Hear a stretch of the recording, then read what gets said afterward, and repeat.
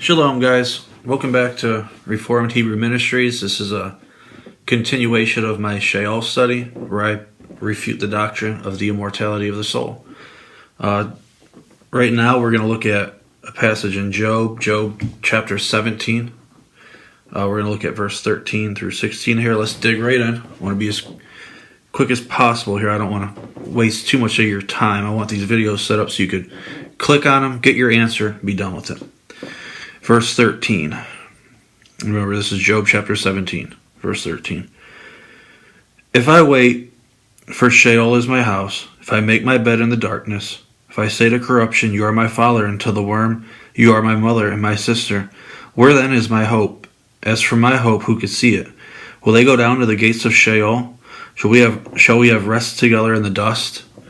Now, the reason I wanted to bring this passage up is because I find it odd that Job would think that he's going to paradise when he dies, or a place of torment, even if he did believe he's going to a place of torment. Let's just say Job thought he wasn't going to be saved. I mean, remember, Job went through some horrible things. So let's just assume that for a second, for the sake of this debate. Why is it saying darkness here? And why is bed being used? And why are all these metaphors being used? If it's a place of consciousness, if it's a place of paradise and trees and amazingness, or whether it's a place of fiery torment and demons stabbing you, or whatever Hollywood and medieval fiction wants you to believe, why is it compared to darkness here? And even if you go to Job 10, go to Job chapter 10 real quick. I want to show you guys something. Verse 18. It says, why then have you brought me out of the womb? Oh, that I had perished and no eye had seen me. I would have been as though I had not been. He would have been as like he's never even lived, is what he's saying there. You're not alive before you're born. He's saying that's what it's like when you're dead. It's like you haven't been. It's not life in some other kind of state. It's just how your life was before you were born. Nothing. I would have been carried from the womb to the grave.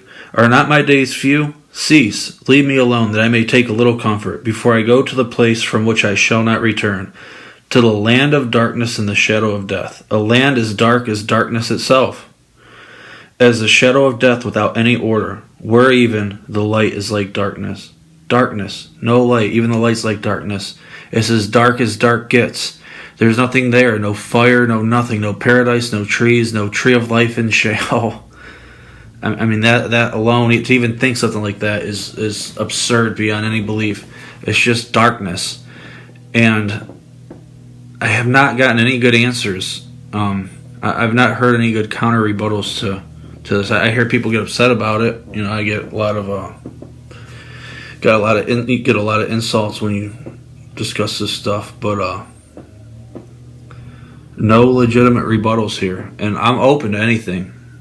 If you could refute this stance, I understand the doctrine of the immortal soul and the hell doctrine. So if you could refute what I'm saying, I'll go back to preaching it. You don't even got to teach it to me. I could go preaching it tomorrow if I wanted, because I understand it perfectly. I just don't see any way around this. To get around that would be a horrifying twisting of Scripture that I'm not willing to accept, because I know it's not true.